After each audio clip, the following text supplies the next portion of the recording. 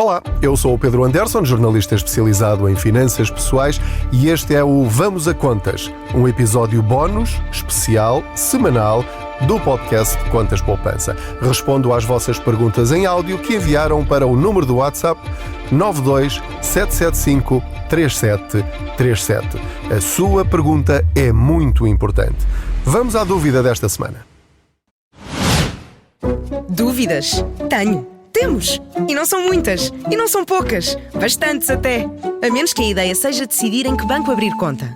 O Active Bank, onde não paga comissões de manutenção de conta, foi distinguido como a escolha acertada enquanto conta com e sem ordenado domiciliado pela DEC Proteste. Tira a prova dos 9 e abra conta. Sem montante mínimo de abertura de conta. No caso das contas abertas via digital, o primeiro movimento é por transferência bancária, sujeita à política de aceitação de clientes. O Active Bank, onde não paga comissões de manutenção de conta, recebeu o selo Escolha Acertada pela DEC Proteste, enquanto conta com e sem ordenado domiciliado. Selo válido até maio de 2026. Este prémio é da exclusiva responsabilidade da entidade que o atribuiu. Olá, boa tarde. Em primeiro lugar, quero dar os parabéns pelo trabalho que tem realizado. Tem-me ajudado a aprender muito, tem-me ajudado a saber mais e melhor como organizar as minhas finanças, mas queria colocar aqui uma questão que me surgiu ao ouvir um último episódio sobre os depósitos PPR. Eu fiz o meu PPR pela primeira vez no ano passado, que fiz o PPR Alves Ribeiro, e a minha intenção era colocar este ano o PPR no IRS, porque há vantagens fiscais, deduções que podemos aproveitar. No entanto, ouvi o Pedro dizer que não colocava os seus PPR no IRS. Isso naturalmente que me deixou a pensar. A minha questão é, então, quais é que são as vantagens ou as desvantagens de colocar os nossos PPR no IRS? Devemos fazê-lo?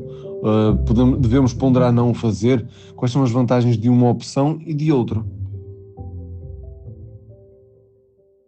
Olá, muito obrigado por esta excelente questão que vem mesmo numa boa altura, porque dentro de algum tempo vamos preencher o IRS e é bom que nós aproveitemos todas as oportunidades para aumentar o nosso reembolso do IRS.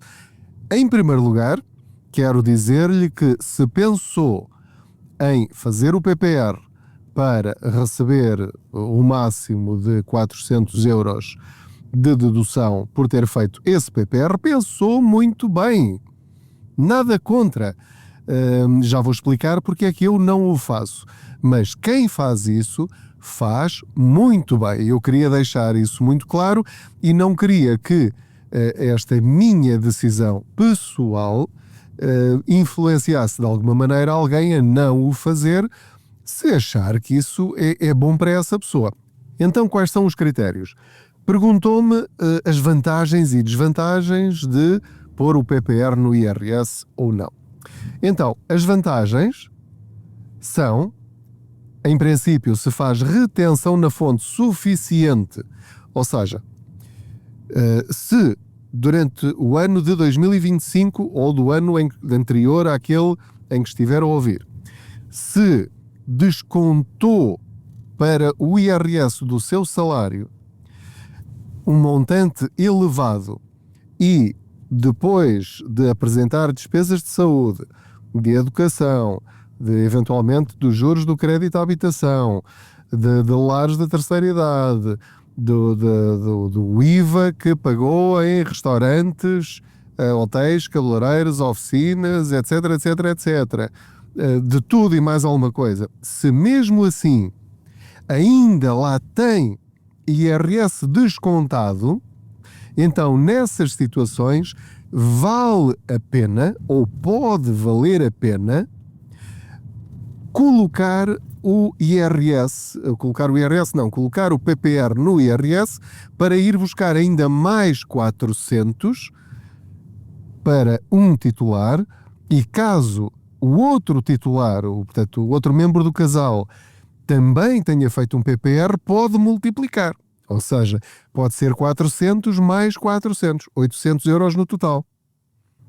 Mas lá está, convém saber fazer as contas para saber se ou para decidir se vale a pena ou não, porque senão vai estar a pôr no IRS e não vai retirar nenhum benefício daí. Portanto, esse é o primeiro ponto. Vale a pena porque pode pagar menos 400 ou 800 euros de imposto no máximo. Isto é, feitas as contas, o Estado diz, o Sr. Manel tem de pagar, imagine, 4.800 euros de IRS relativamente ao ano anterior e depois esse valor vai ter de descontar as deduções todas e se eventualmente ainda sobrar dinheiro que pagou a mais, vai acrescentar a esse valor. Agora, qual é o problema? Que não é bem um problema, é uma condição, é preciso saber como é que isto funciona. Se qualquer entidade em Portugal que venda PPRs, envia essa informação para as finanças. Portanto, quando entregam o IRS, não tem de fazer nada. O PPR vai aparecer lá automaticamente preenchido. Na linha das deduções de PPR, aparece o número de contribuinte da entidade onde fez PPRs e o valor total que lá pôs. 20% desse valor vai descontar ao imposto a pagar até um limite de 300, 350 ou 400 euros, conforme a idade. Quanto mais nova for a pessoa, mais desconta. Muito bem. Agora, se eu não fizer nada, isso é automático. O que é que acontece? Se precisar resgatar esse dinheiro do PPR, numa emergência, vai ter de devolver esses 400 euros, ou 800 euros, ou o que for, com uma multa de 10% desses valores da dedução por cada ano que passou. Ou seja, se eu, porventura, resgatar o meu PPR, seja qual for a justificação, sem ser por doença, por desemprego, para pagar estudos, ou por atingir a idade da reforma, ou para pagar a prestação da casa, não é amortizar, pagar a prestação da casa, depois de 5 anos desde que fez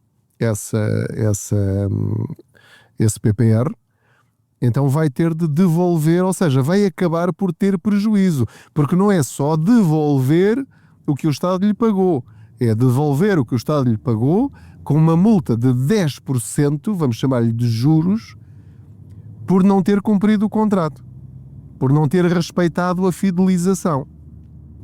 Portanto, em resumo desta vantagem, se tiver a certeza de que não vai mexer neste dinheiro, a não ser numa destas condições, na minha opinião, faz muito bem em deixar ir o seu PPR para o IRS. Agora, vamos às vantagens de retirá-lo do IRS. Eu tenho de abrir o meu modelo 3, não pode ser a entrega do IRS automático, tenho de abrir, tenho de encontrar aquela linha e tenho de apagar essa linha. Tenho de excluir essa linha, porque senão o sistema informático faz automaticamente a conta para eu receber a dedução. Como eu estava a dizer, no meu caso pessoal, eu não quero usar o PPR para a minha reforma. Ou pelo menos não é esse o meu objetivo. Eu uso os PPR como ferramenta de investimento, ou seja, eu estou a investir nas bolsas sem investir diretamente na bolsa comprando ações. Para mim, os PPR são fundos de investimento, que são, porque os que eu tenho não têm capital garantido, mas com benefício fiscal à saída, que é esse que me interessa. Ou seja, passados 8 anos, eu não vou pagar 28% ao Estado, como nos depósitos a prazo e nos certificados de aforro, vou pagar só 8%. Quer tenha posto no IRS, quer não o tenha feito. Portanto, eu estou... Parei o carro, ouviram estes apitos por causa disso. Estava eu a dizer-vos, eu uso isto como ferramenta para ganhar dinheiro. Portanto, eu não quero ter o meu dinheiro preso nas mãos do Estado, não quero estar a prestar contas ao Estado, numa altura em que eventualmente isso não me dá jeito, simplesmente para receber, no meu caso, 300 euros por ano. Porque o montante que eu tenho em PPRs já me justifica não estar preocupado com 300 euros.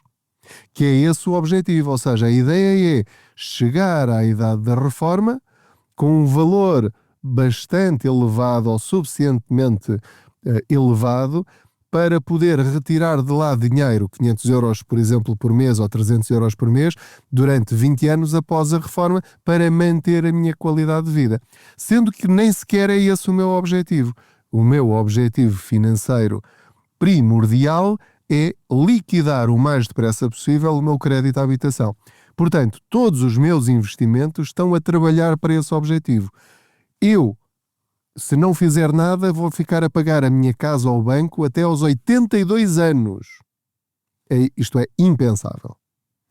Portanto, decidi tentar liquidar o meu crédito à habitação, amortizá-lo aos poucos com valores relevantes ao longo dos próximos 5 anos. Portanto, eu quero chegar aos 56, 57 anos com a minha casa completamente paga, ou seja, cerca de 20 anos mais cedo. Esse é o meu objetivo, tracei um plano, pesquisei quais são as melhores ferramentas para atingir esse objetivo, diversifiquei essas ferramentas, tenho PPRs, tenho fundos de investimento, tenho certificados de aforro, tenho peer-to-peer, nomeadamente a Raise, a GoParity, tenho criptomoedas, tenho variadíssimos ETFs e, portanto, todos eles são soldadinhos, não é? São trabalhadores na minha fábrica para produzir dinheiro, para multiplicar esse dinheiro para atingir os meus objetivos mais cedo. E, portanto, eu não quero ter o meu dinheiro preso, porque se eu encontrar, a dado momento, uma ferramenta financeira que eu acho que vai ter um rendimento superior àquele que eu tenho nos PPR, o que é que eu faço? Resgato e uso de outra maneira. E não tenho de estar dependente de pagar de repente uma multa de 4.000 ou 8.000 euros ao Estado, simplesmente porque resgatei o meu dinheiro fora das condições previstas na lei. Portanto, em resumo, estas são as vantagens e desvantagens de fazer uma coisa ou fazer outra. Alguma está certa e alguma está errada? Não. Depende dos seus objetivos, depende da sua literacia financeira, depende da forma como quer usar cada uma das ferramentas que está ao seu dispor. Se quiser usar o seu PPR para baixar as suas despesas com impostos ou aumentar o seu reembolso no valor de 300, 350 ou 400 euros todos os anos, é uma excelente ferramenta, faça isso. E mantém os 8% à saída, em vez de 28%, que é excelente, mas tem de estar condicionado às exceções previstas na lei. Se estiver disposto a isso, avance. Se quiser utilizar o PPR simplesmente para ganhar dinheiro, seja qual for o objetivo, então eu prefiro não colocar no IRS e apago todos os anos essa linha para esse dinheiro, embora não ganhando esse valor, esse prémiozinho por parte do Estado, eu prefiro ganhar menos ou receber menos dinheiro para ter essa liberdade. São escolhas. Espero ter explicado bem este ponto de vista e agora com esta informação decidirá aquilo que for melhor para si, sendo que se quiser avançar com isso, parabéns, é isso mesmo, está a fazer uma escolha inteligente.